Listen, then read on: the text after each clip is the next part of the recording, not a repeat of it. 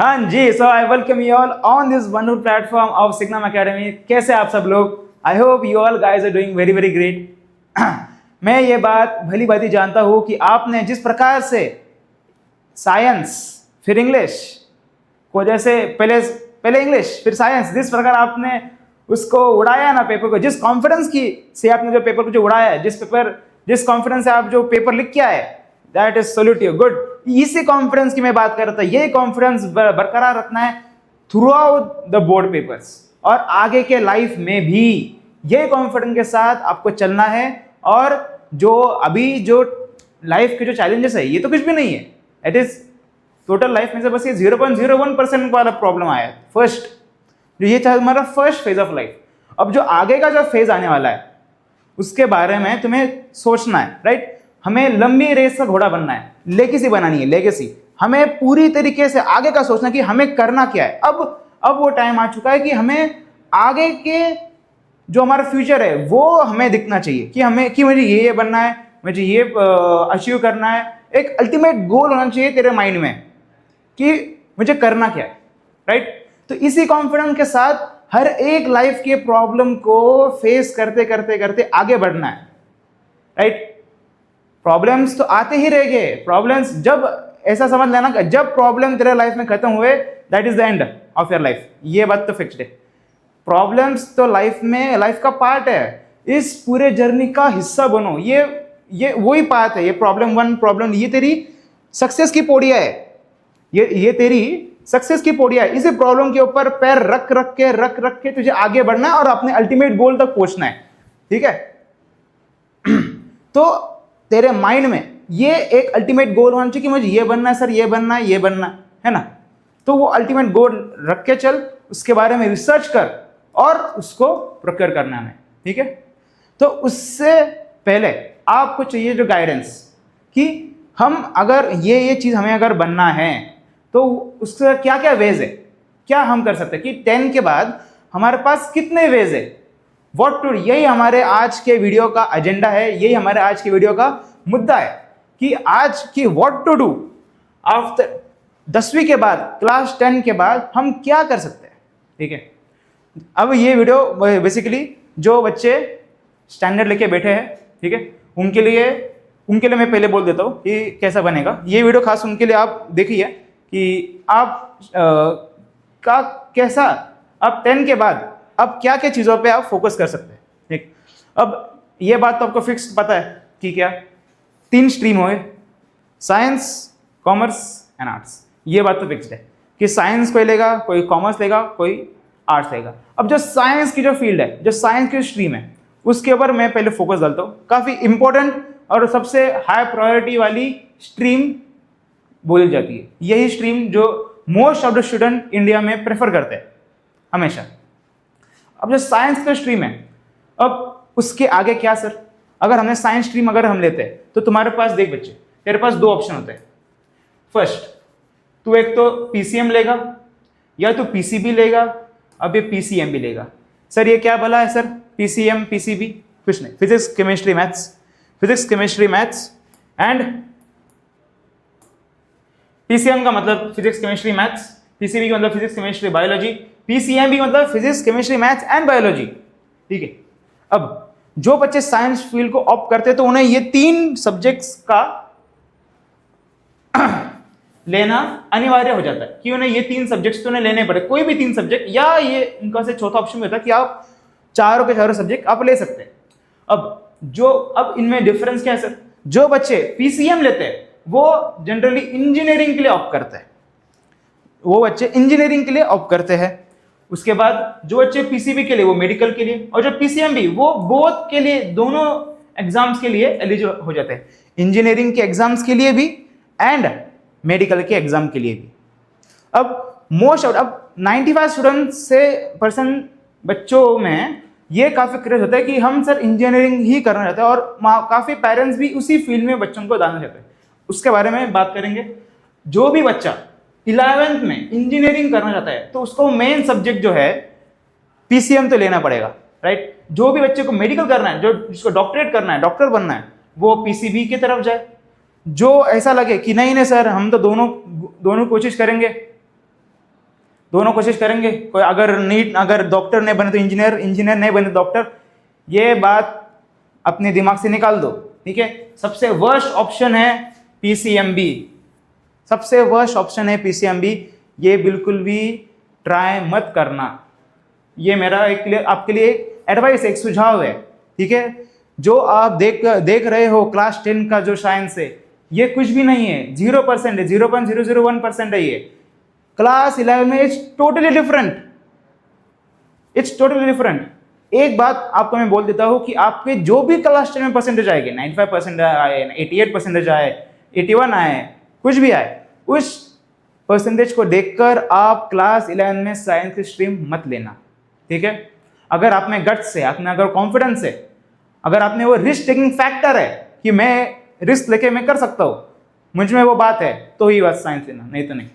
ये बात तो क्लियर है, ठीक है।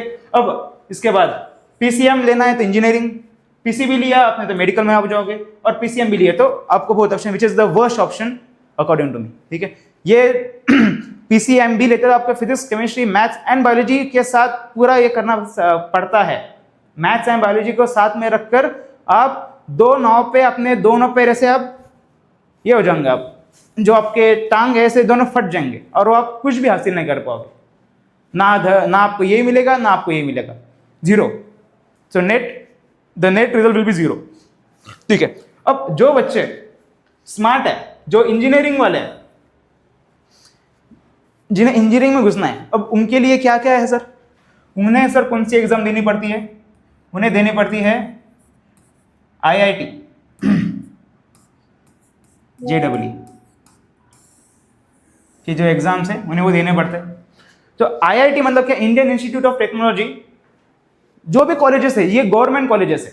इंडियन इंस्टीट्यूट ऑफ टेक्नोलॉजी ये गवर्नमेंट कॉलेजेस है, ठीक है। लगभग अभी तो पहले तो हमारे वक्त बस 18 या 20 होने के, अभी तो काफी बढ़ चुके हैं, 20-25 कॉलेजेस आ चुके हैं इंडिया में। अब इनकी इतनी मान्यता क्यों है? क्योंकि ऑफकोर्स ये गवर्नमेंट कॉलेजेस है तो इनकी बहुत मान्यता बढ़ती है। कंपनीज यहाँ पे आते हैं आपके सिलेक्शन के लिए, आपके जॉब के लिए। जॉब जब देखोगे जब ना, तो काफी बड़ी बड़ी कंपनीज इनकी तरफ भी पहले उनका फोकस होता है, जैसे आईआईटी दिल्ली, आईआईटी बॉम्बे, ये सब आपको तो पता ही होगा, है ना। अब आईआईटी जो है वो एक जॉइंट एंट्रेंस एग्जामिनेशन, जेडब्ल्यू नामक एक एग्जामिनेशन वो कंडक्ट कराता है। जॉइंट एंट्रेंस एग्जामिनेशन ये वो एक कंडक्ट कराता है, ठीक है। अब जो जेडब्ल्यू है, जो एग्जामिनेशन है, ये दो पार्ट में गया है। पहला मेंस, एडवांस। तो आपका ये दोनों एग्जाम क्लियर करके आप दूसरे इसमें आप जो आईआईटीज है आप उसमें प्रोक्योरमेंट ले सकते हो। तो ये बात हुई पहले। तो कि आपको इंजीनियरिंग जाना है तो आप सबसे पहले इस एग्जामिनेशन में आप पूरा फोकस डालिए अपना, ठीक है। अगर काफी जो इसका सिलेक्शन रेशियो काफी कम है, it's like about only 2% of the students और पूरे इंडिया में से काफी इसका जो सिलेक्शन रेशियो काफी कम है, क्योंकि high aptitude question, high selective जो क्वेश्चंस, हाई जो level question, high advance question है मैथमेटिक्स के, वो सब इसमें पूछ रहेंगे, है ना। अब जिन बच्चों का आईआईटी जेईई में नहीं होता है, अब उनका क्या सर? जो आईआईटी में नहीं पहुंच पाते उनका क्या सर? उनके लिए जो है it is NITs, then state CETs होते हैं, या फिर ट्रिपल आईटी। ये 3 कॉलेजेस है जहां पे वो प्रोक्योर कर सकते हैं, जैसे एनआईटीज हो गए, triple ITs and state CETs. जो स्टेट के जो कॉलेज, ये भी सारे गवर्नमेंट के ही कॉलेज होते हैं, ठीक है। लेकिन जो मान्यता है ऑफकोर्स फर्स्ट हमेशा आईआईटी वालों के ही पक्ष में जाएगी। मतलब ये सब सब्स्टिट्यूट है। अगर आप नहीं कर पाते, किसी वजह से आपने नहीं किया, तो आप एनआईटीज, स्टेट की जो सीईटीज है एंड जो ट्रिपल आईटी, आप उसमें भी आप जा सकते हो, ठीक है। ये एक हो गया। जो बच्चे मेडिकल का ऑप्शन रखते हैं, जिन्होंने बस, जिसको मैथ्स नहीं लेना है, जिसको बायोलॉजी लेना है, जिसको डॉक्टरेट करना है, जिसको डॉक्टर में इंटरेस्ट है, उनके लिए सर क्या है?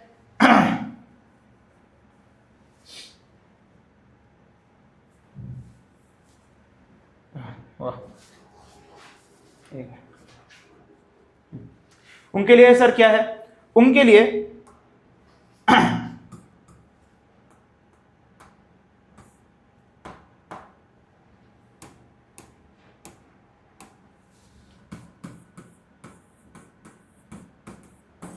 नीट नामक एग्ज़ाम है, जैसे JEE है वैसे ही हमारी नीट नामक एग्ज़ाम है।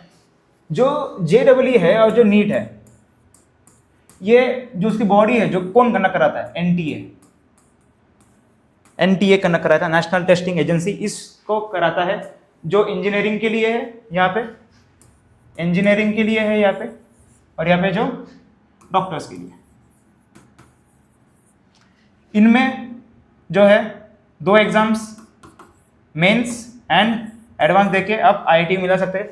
नीट के बाद आपको जो है, जो नीट के जो एग्जाम्स है वो एक ही एग्जाम जो यूजी नीट करके होती है, अंडर ग्रेजुएट नीट, ठीक है। उसके बाद आपको काफ़ी जो एम्स जो है,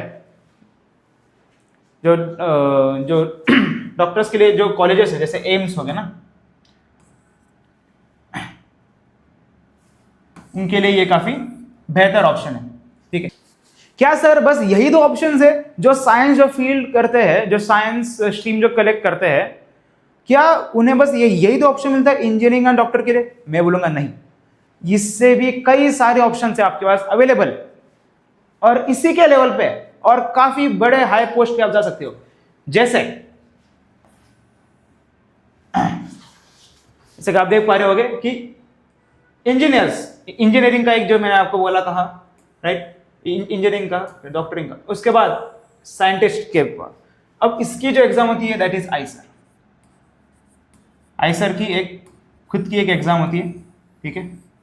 उसके एग्जाम के थ्रू आप डायरेक्ट किसी भी रिसर्च सेंटर में आईसर जैसे आप उसमें आप जा सकते हो, ठीक है, एज अ साइंटिस्ट किसी भी फील्ड के इसमें। अब बात आती है लास्ट जो दूसरा है डिफेंस।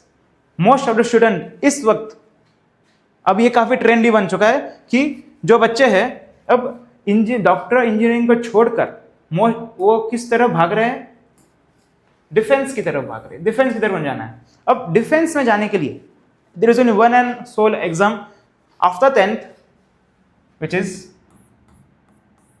NDA। आफ्टर 10 का मेरा मतलब है कि आपको आफ्टर 10 के बाद आपकी जो प्रिपरेशन है आप उसका शुरुआत कीजिए, इसकी प्रिपरेशन, और आप मॉक अटेम्प्ट दीजिए। आप 11th में 12th में आप उसके मॉक अटेम्प्ट दीजिए, और जब आपका फाइनल अटेम्प्ट होगा that will be after your 12th, ठीक है। जो आपका मेन अटेम्प्ट होगा that is after your 12th। तो इसके जो एग्जामिनेशन है that is through NDA, national defence academy, ठीक है।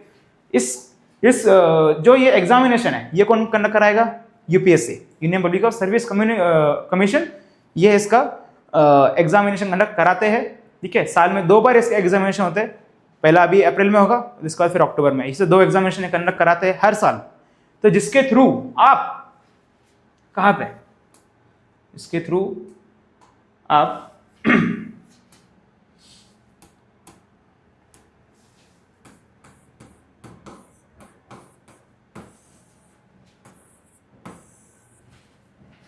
Indian army, Indian navy and Indian air force के लिए आप तैयारी कर सकते हो, राइट। इन तीनों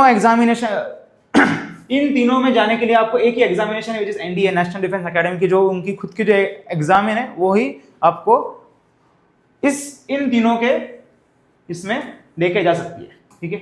अब इस पेपर के बारे में सर ये पेपर जो कंडक्ट होता है मार्च में, उसके बारे में कुछ अभी आपको मैं बताता हूँ, ठीक है।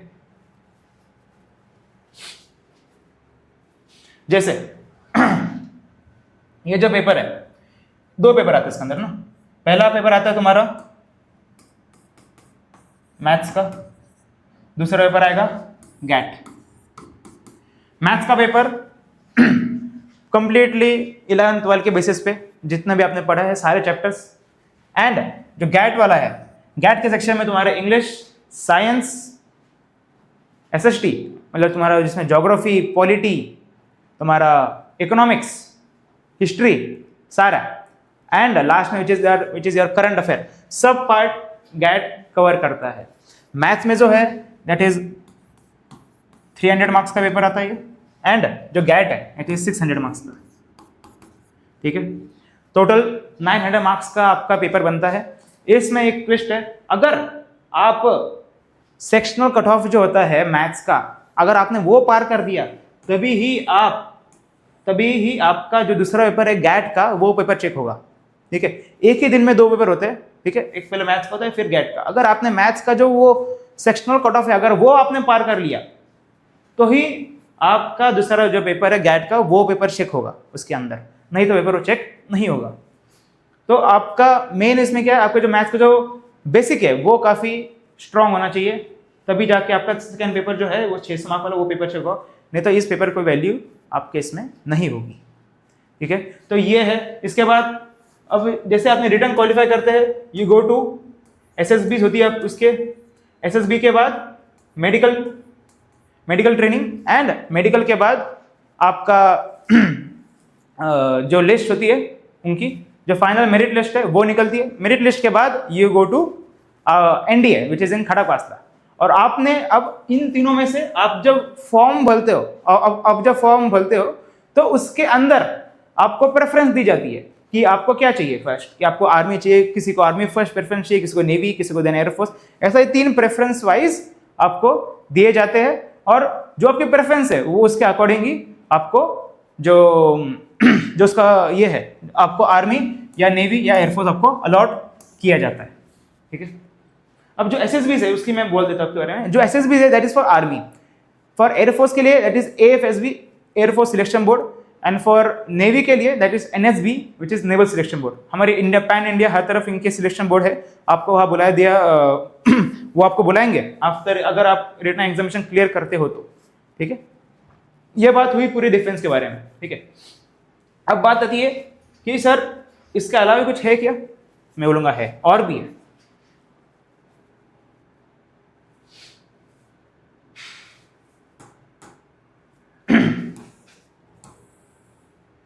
जो बच्चे नीट के लिए, जो बच्चे जेई के लिए, नीट के लिए, एनडीए, इन सब की तैयारी है उनके पास, राइट। अब जो बच्चे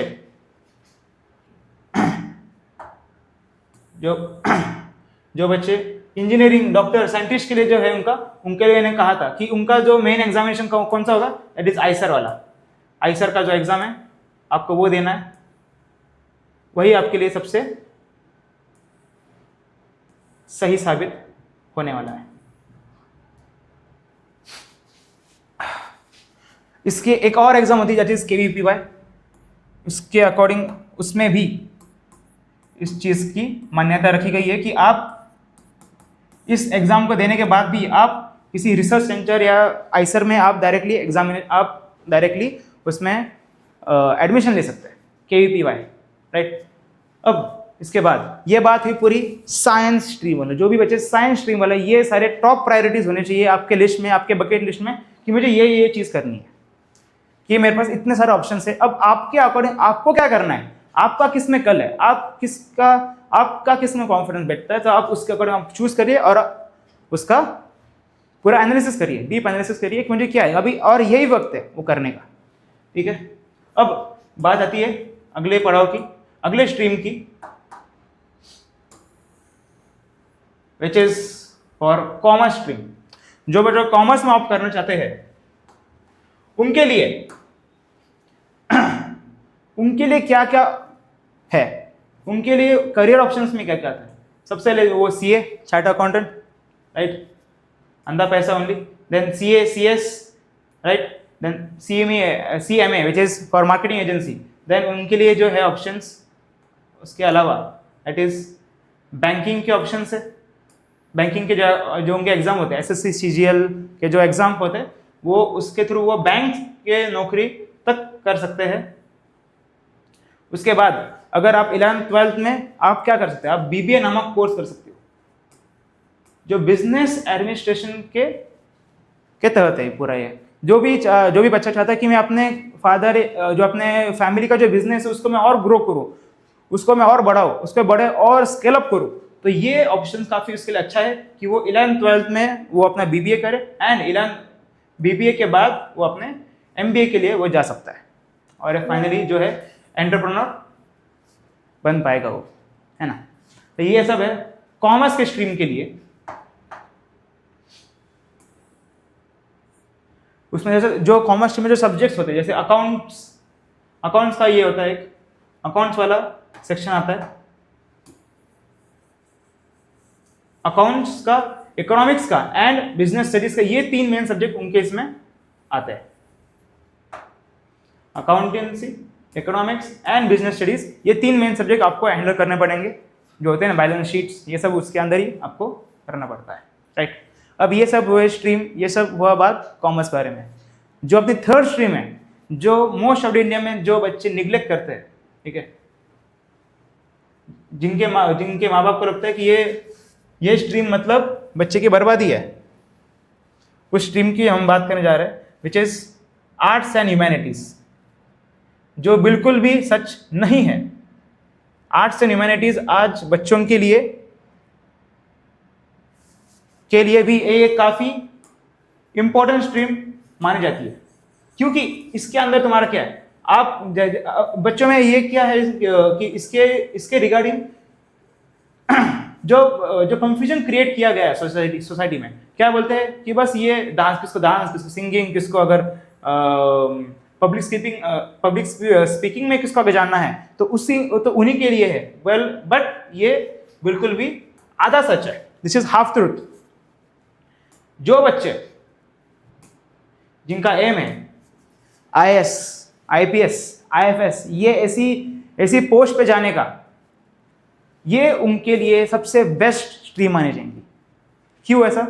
बिकॉज इस स्ट्रीम से आप history, political science, geography, sociology, psychology, ये सब ऑप्शंस आपके पास रेडी हो जाते हैं तुरंत। और यही जो है सब्जेक्ट्स जो सिर्फ यूपीएससी पूछता है उसके एग्जामिनेशन में। 2 एग्जाम होते हैं, जो यूपीएससी की जो मेन एग्जाम होती है उसके 2 एग्जाम है, विच इज प्रीलिम्स पहले वो कंडक्ट कराता है और फिर मेंस कंडक्ट कराता है। उसके जो टॉपिक्स है, जिसके सब्जेक्ट्स है, वो यही है। और सीसाइड का एक होता है जिसमें वो मैथमेटिक्स का पोर्शन भी आता है उसके अंदर।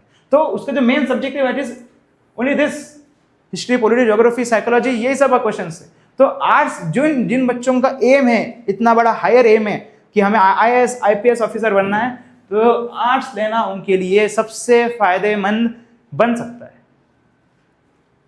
ठीक है। अब जो आर्ट्स लेते हैं, जैसे मैंने कहा, वो यूपीएससी के through IAS, IPS, IFS officers के लिए वो ऑप्ट कर सकते हैं। वो टीचर्स बन सकते हैं, लॉयर बन सकते हैं,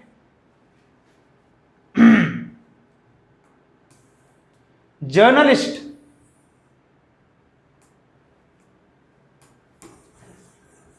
एंड लास्ट में which is your social working काम। आपने इतने बड़े बड़े पोस्ट के लिए आप एलिजिबल हो सकते हो अगर आप आर्ट्स में आपका मोस्ट फोकस रहता है, ठीक है। जो इंपॉर्टेंट जो फैक्टर है किसी भी स्ट्रीम को चूज करने का, पहला उसमें इंटरेस्ट, सबसे मेन मुद्दा।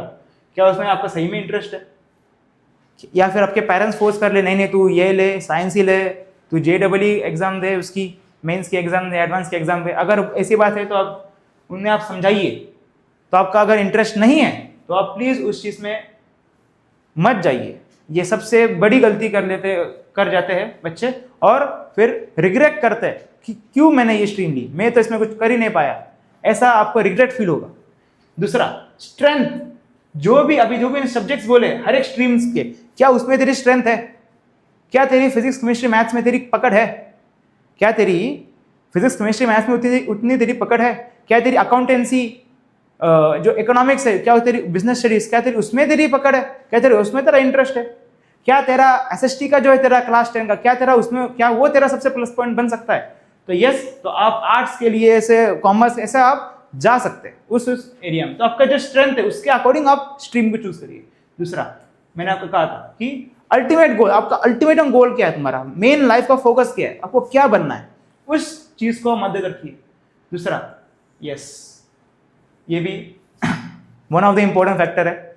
फाइनेंशियल फैक्टर कैसा है आपके बैकग्राउंड, आप किस बैकग्राउंड से आते हैं, कैसा आपका फाइनेंशियल कंडीशन है, उसके अकॉर्डिंग भी देख के आपको उस स्ट्रीम का चुनाव करना है। लेकिन अभी का दौर काफी डिफरेंट है। आप कम से कम पैसों में, आप कम से कम फीस में आप बहुत बड़ा एक मुकाम हासिल कर सकते हैं, ठीक है। तो ये फाइनेंशियल फैक्टर, हम इसको अगर निग्लेक्ट भी करते हैं तो कोई इसमें दोहराई नहीं है, क्योंकि इतने सारे स्कॉलरशिप, अगर तुझमें वो बात है, अगर तुझमें वो स्ट्रेंथ है, अगर तुझमें वो उतना करने का काबिल, अगर तू इतना काबिल है तो शायद ये फैक्टर में तुझे कोई प्रभाव नहीं डालेगा, क्योंकि इतने सारे स्कॉलरशिप्स होते हैं, इतने सारे एजेंसीज है जो आपको हेल्प कराएंगे, आपको फाइनेंशियली एड आपको प्रोवाइड करेंगे ताकि आप बड़े से बड़े पोस्ट पे जाके आप बैठ जाए। और लास्ट में गाइडेंस फ्रॉम टीचर्स, सबसे इंपॉर्टेंट गाइडेंस। जो बच्चा बिना गाइडेंस के किसी भी चीज को करता है तो वो भेड़ बकरियों की तरह इधर उधर वो जाता रहेगा, फिर ना उसे कोई ये मिलेगा, ना ये ना कुछ नहीं। हम टीचर्स के पास इसका प्रायर एक्सपीरियंस है, हम जानते हैं कि ये चीज करने से क्या है, तो आपका काम क्या है, हमारा जो एक्सपीरियंस है उसका यूज करो। आपके पास ऑलरेडी डेटाबेस है पूरा, हमारे पास ऑलरेडी डेटाबेस रेडी है उस चीज का। आपको क्या करना है, उस डेटाबेस का आपको यूज करना है। आप पूछो हमको जाके, सर ये करना है, ये इसमें कैसा होगा, ये आप हमें पूछ सकते हैं। एंड लास्ट में आपके पेरेंट्स के guidance. So guidance from teacher and parents most important, triple star. ठीक है, तो इसी के साथ आपका जो है करियर डिसाइड होगा कि आपको एक्चुअली में आपको करना क्या है।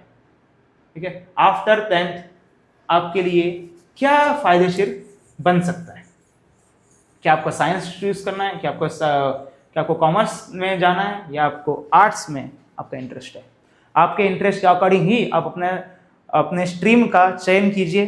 ठीक है, और जो अभी तो आप एग्जामिनेशन के फेज में हो, यही वो फेज है जो आपको डिसाइड करना है।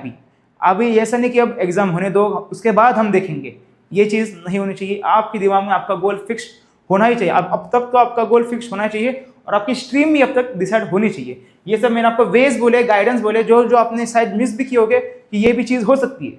तो आप इस फील्ड से जो भी चीज़ें मैंने यहाँ पे डिस्कस किया, आप उसके बारे में आप फिर से अपने पेरेंट्स के साथ, अपने टीचर के साथ आप डिसाइड कीजिए, उसका डिस्कस कीजिए। ठीक है, आपका जो भी इंटरेस्टेड फील्ड है उसके रिगार्डिंग आप उनसे बात करिए। ठीक है, उनका गाइडेंस लीजिए और उनका क्या सुझाव है, उनका क्या एडवाइस है उसको मानिए। ठीक है, इस पूरे वर्ल्ड में ऐसे सिर्फ 2 ही लोग हैं जो चाहेगा कि मेरा बच्चा या मेरा स्टूडेंट आगे बढ़े और मुझसे भी आगे बढ़े। टीचर्स एंड पेरेंट्स, बस 2 ही ऐसे लोग हैं जो आपके बारे में सोचेंगे कि मेरा स्टूडेंट या मेरा जो बच्चा है वो अच्छा करे और मुझसे भी अच्छा करे। ये बस ऐसे 2 ही लोग हैं, ऐसा और कोई भी दूसरे लोग नहीं सोचेंगे आपके बारे में। कि आपके कोई भी दोस्त या रिलेटिव ये ऐसा बात नहीं सोचेगा कि तू अच्छा कर, वो क्या सोचेंगे कि तू अच्छा कर पर मुझसे अच्छा मत कर। ये उनकी थिंकिंग होगी, कैपेसिटी। लेकिन ऐसा 2 ही लोग हैं, आप फिर से रिपीट कर रहा हूं मैं, जो टीचर्स एंड योर पेरेंट्स, कि मेरा बच्चा या मेरा जो स्टूडेंट है वो अच्छा करे और मुझसे भी अच्छा करे। ये उनकी थिंकिंग होती है हमारी। ठीक है, तो आप हमारे एडवाइस पे आइए। आपको जो भी आपको लगता है कि डाउट लगता है किसी भी चीज़ में, सर मुझे क्या करना चाहिए, तो आप हमसे करियर काउंसलिंग आप कर सकते हैं। ठीक है, राइट। तो इसी के साथ मैं इस चीज़ का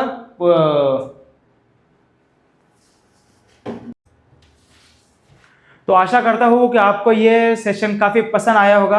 आपको अगर ये सेशन पसंद आएगा प्लीज़ लाइक शेयर प्लीज़ कीजिए और हमारे चैनल को सब्सक्राइब भी कीजिए। इस चीज़ को बनाने के लिए बहुत मेहनत लगती है हम अंदर से आपके लिए कुछ करना चाहते हैं, कुछ आपको देना, जो भी हमारे जो प्रायर एक्सपीरियंस है, जो भी हमने गेन किया है पूरे लाइफ में जो भी हमने जो गेन किया है वो आप तक हमें पहुंचाने का हमारा वो काम है। राइट, तो तो प्लीज़ हमारा जो डेटाबेस है उसका आप उपयोग करिए, है ना, और अपने लाइफ में पूरा एक्सेल कीजिए, फोड़ दो। अपना ऐसा एम रखना है ना कि लोग हमारे मरने के बाद भी हमें याद करें। राइट, तो इसी के साथ आपसे मिलेंगे किसी नेक्स्ट सेशन में। तब तक के लिए जय हिंद।